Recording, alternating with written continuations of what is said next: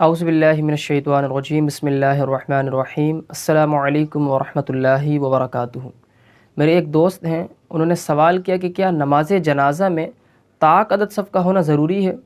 تو اس کے حوالے سے عرض یہ ہے کہ بہتر یہ ہے کہ 3 صفیں ہوں، کیونکہ جامع ترمذی کی حدیث ہے، حضور علیہ الصلاۃ والسلام نے ارشاد فرمایا کہ جس کی نماز جنازہ 3 صفوں نے پڑھی اس کی مغفرت کر دی جائے گی۔ اسی لیے فقہاء کرام نے لکھا ہے کہ اگر کل 7 ہی آدمی ہوں تو ایک امام بن جائے اور پہلی صف میں 3، دوسری میں 2 اور تیسری صف میں ایک آدمی کھڑا ہو جائے۔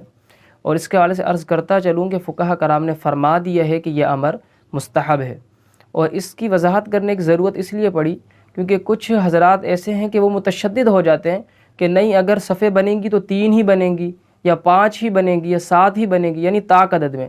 اگر اس کے برعکس یعنی 8 بن جائیں، 4 بن جائیں، یعنی طاق عدد میں نہ ہو، تو وہ جو ہے وہ غصہ ہو جاتے ہیں کہ نہیں بھائی، صفیں جو ہے وہ طاق عدد میں بننا ضروری ہے۔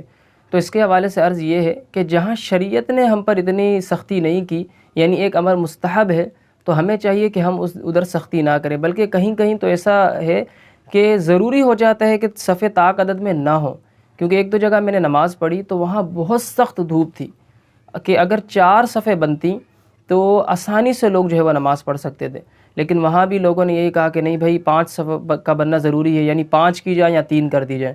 تو 3 تو ہو نہیں سک رہی تھی کیونکہ لوگ زیادہ تھے، تو اس کو جو ہے وہ 5 صفیں بنایا گیا۔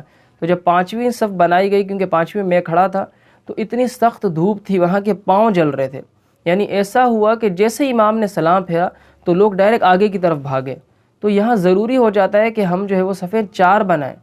تو ہمیں چاہیے کہ جہاں شریعت ہمیں اجازت دے رہی ہے تو ہم وہاں سختی نہ کریں۔ خلاصہ کلام یہ ہے کہ اگر طاق عدد میں صفیں نہ بنیں، یعنی 4 بن جائے، 6 بن جائیں یا 8 بن جائیں، تو بھی نماز جنازہ ہو جائے گی، اس میں کوئی مسئلہ نہیں ہے۔